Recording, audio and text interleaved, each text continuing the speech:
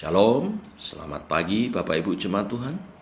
Berjumpa kembali dalam doa pagi online. Hari ini kita mau berdoa mendukung bangsa dan negara kita Indonesia dan juga pemerintah baik pusat maupun daerah supaya dapat menjalankan tugasnya dengan baik.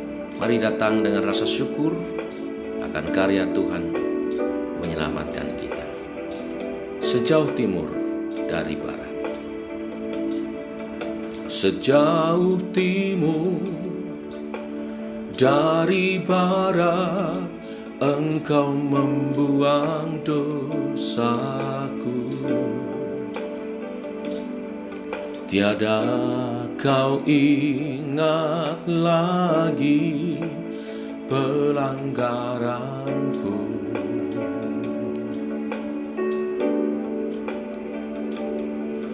Jauh ke dalam tubir laut, Kau melemparkan dosaku. Tiada Kau perhitungkan kesalahanku.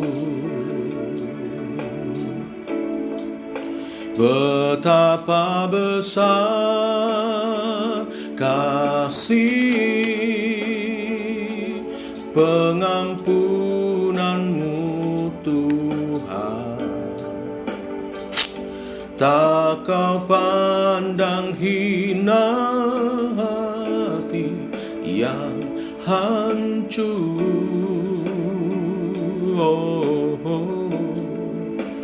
Ku berterima kasih kepadamu ya Tuhan. Pengampunan yang Kau beri, pulihkanku.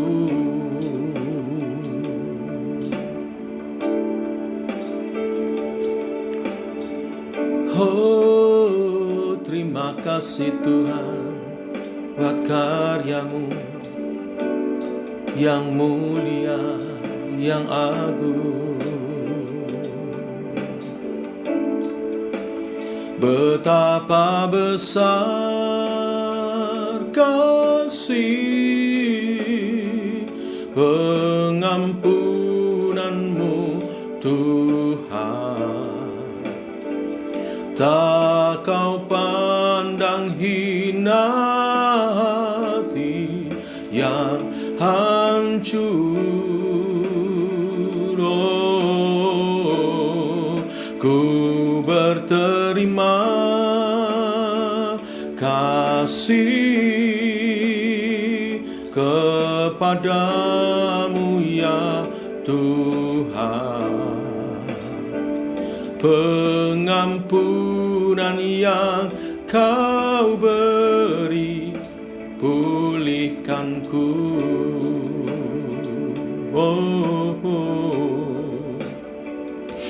Pengampunan yang Kau beri, pulihkanku.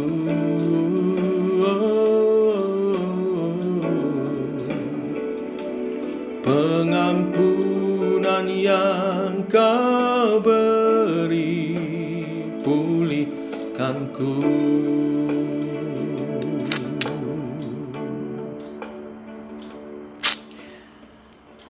Demikian rasa syukur kami akan karya-Mu yang agung menyelamatkan kami Tuhan. Ajar kami meneladani kasih-Mu dengan kami berbuat baik, memberitakan Injil, dan menjadi saksi bagi kemuliaan nama. Teguhkan oleh kebenaran firman yang sebentar kami renungkan bersama. Berfirmanlah Tuhan, kami siap mendengarnya. Dalam nama Tuhan Yesus Kristus. Amin. Bapak Ibu, kita melanjutkan seri renungan pagi kita. Pokok-pokok iman. Hari ini kita masuk dalam Matius pasal 7. ayat 1 sampai dengan yang kelima, judul perikop hal menghakimi. Demikian firman Tuhan. Jangan kamu menghakimi supaya kamu tidak dihakimi. Karena dengan penghakiman yang kamu pakai untuk menghakimi, kamu akan dihakimi dan ukuran yang kamu pakai untuk mengukur akan diukurkan kepadamu. Mengapakah engkau melihat selumbar di mata saudaramu, sedangkan balok di dalam matamu tidak engkau ketahui? Bagaimanakah engkau dapat berkata kepada saudaramu, biarlah aku mengeluarkan selumbar itu dari matamu, padahal ada balok di dalam matamu? Hai orang munafik, keluarkanlah dahulu balok dari matamu, maka engkau akan melihat dengan jelas untuk mengeluarkan selumbar itu dari mata saudaramu. Amin. Bapak Ibu, latar belakang dari larangan menghakimi yang disampaikan oleh Tuhan Yesus sebetulnya adalah sebuah kritikan bagi para ahli Taurat dan orang Farisi pada waktu itu. Karena mereka sebagai pemuka-pemuka agama sering menganggap dirinya sendiri yang paling benar.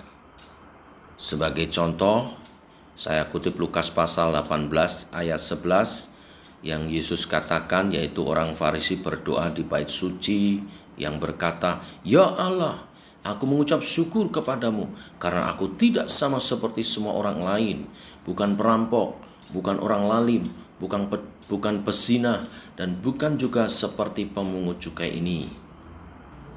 Roh yang menganggap dirinya sendiri benar inilah yang dikritik oleh Tuhan Yesus, karena di belakang penghakiman yang selalu disampaikan ada roh membenarkan diri sendiri. Karena itu di ayat 3 sampai 5 Tuhan Yesus mengatakan, mengapakah engkau melihat selumbar di mata saudaramu sedangkan balok di dalam matamu tidak engkau ketahui?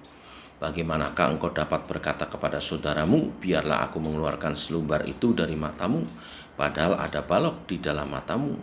Hai orang munafik, keluarkanlah dahulu balok dari matamu, maka engkau akan melihat dengan jelas untuk mengeluarkan selumbar itu dari mata saudaramu. Satu kritik yang tajam dari Tuhan Yesus. Jadi di balik penghakiman yang sering disampaikan oleh para ahli Taurat dan orang Farisi, di sana ada roh merasa diri sendiri paling benar. Ya, perasaan bahwa diri sendiri paling benar, superior, lebih tinggi dari orang lain, sementara yang lain tidak. Lalu membawa sikap suka mengkritik. Ya, semangat yang selalu untuk menyatakan diri sendiri dengan cara yang merendahkan orang lain. Nah, ini yang Tuhan Yesus tidak mau.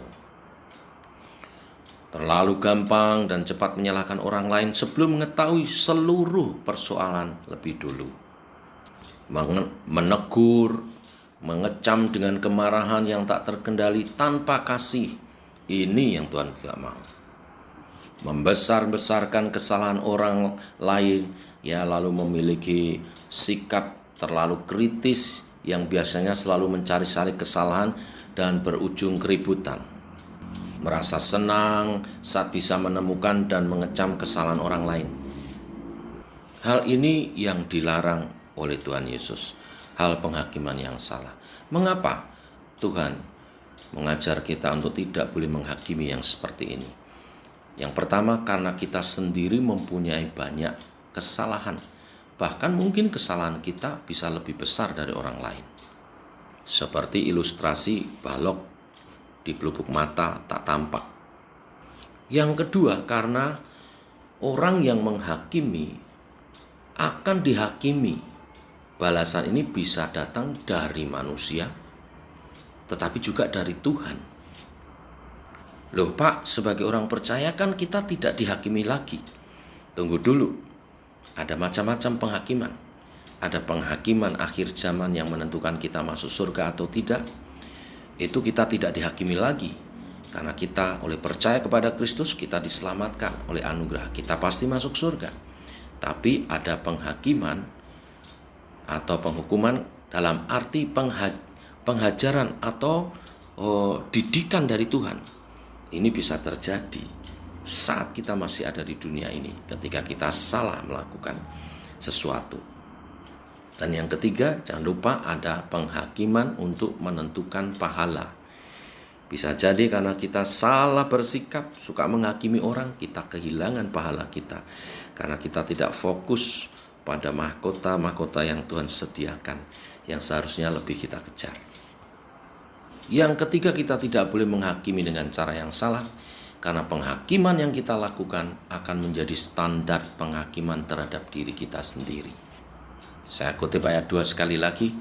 Karena dengan penghakiman yang kamu pakai untuk menghakimi, kamu akan dihakimi, dan ukuran yang kamu pakai untuk mengukur akan diukurkan kepadamu. Jadi hati-hati saudara. Hal ini paradoks dengan firman Tuhan yang mengatakan orang yang murah hati akan memperoleh kemurahan. Pilih murah hati daripada suka mencari kesalahan orang. Karena saudara akan peroleh kemurahan daripada Tuhan, juga dari sesama. Nah, pengajaran firman hari ini yang kita pelajari bukan berarti kita tidak boleh menyatakan yang salah. Bila ada yang salah, juga kita harus menegur dan mengingatkannya, menyampaikan kritik dan saran, ya tentunya dengan cara-cara yang tepat. Sebagaimana contohnya, yang pertama kita harus mempunyai motivasi yang benar, yaitu kasih, supaya orang itu bertobat dan kembali di dalam jalan yang benar. Kalau kita menyampaikan kritik, menegur seseorang tetapi dalam hati kita tidak ada kasih, maka sebaiknya kita membatalkannya, ya, rencana tersebut, karena pasti berujung tidak baik. Menegur dengan motivasi kasih akan menunjukkan kebaikan kepada orang yang kita tegur, dan teguran yang kita berikan itu akan membawa dia dalam pertobatan. Yang kedua, menegur, menyampaikan kritik, kita lakukan apabila kita telah mengetahui benar duduk perkara dengan jelas.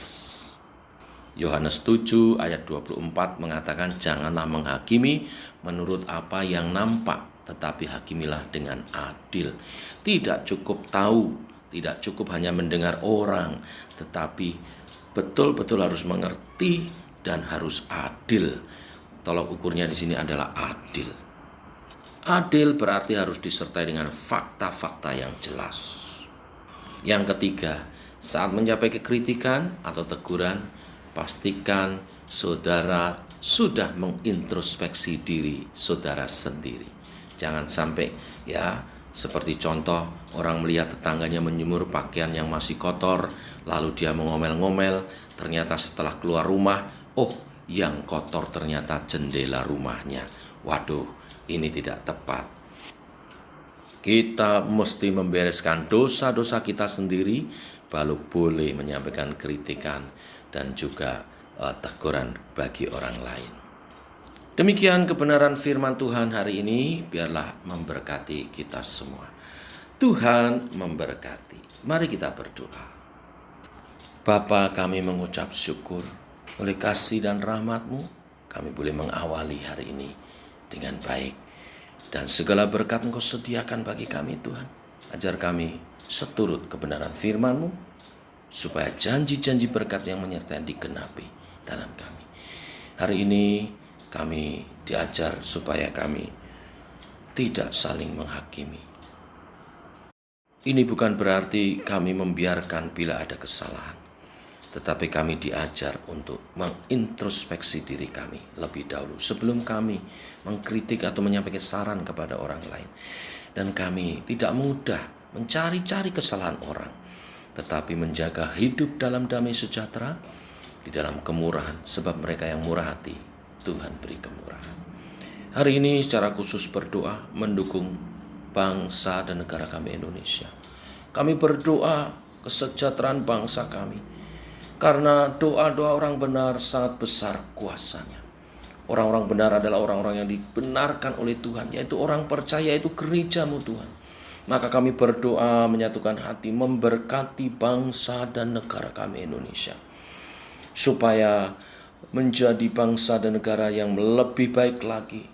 Ada toleransi yang baik, keberagaman diartikan dalam kesatuan, keharmonisan yang indah, sehingga bangsa ini terus makin hari makin kuat. Kami berdoa untuk ideologi Pancasila, Bhinneka Tunggal Ika, supaya dihormati dan dihidupi oleh rakyat Indonesia, sehingga keadilan sosial, kemakmuran terjadi, dan rakyat Indonesia menjadi lebih baik. Kebebasan beragama dihargai, sehingga rakyat Indonesia boleh menyatakan iman percayanya dengan kepercayaannya masing-masing, dan khususnya gereja Tuhan boleh menyaksikan kasih Tuhan, bagaimana Tuhan mengasihi bangsa ini, mengasihi setiap umat rakyat Indonesia, dan kami rindu mereka menerima Engkau sebagai Tuhan dan Juru Selamat.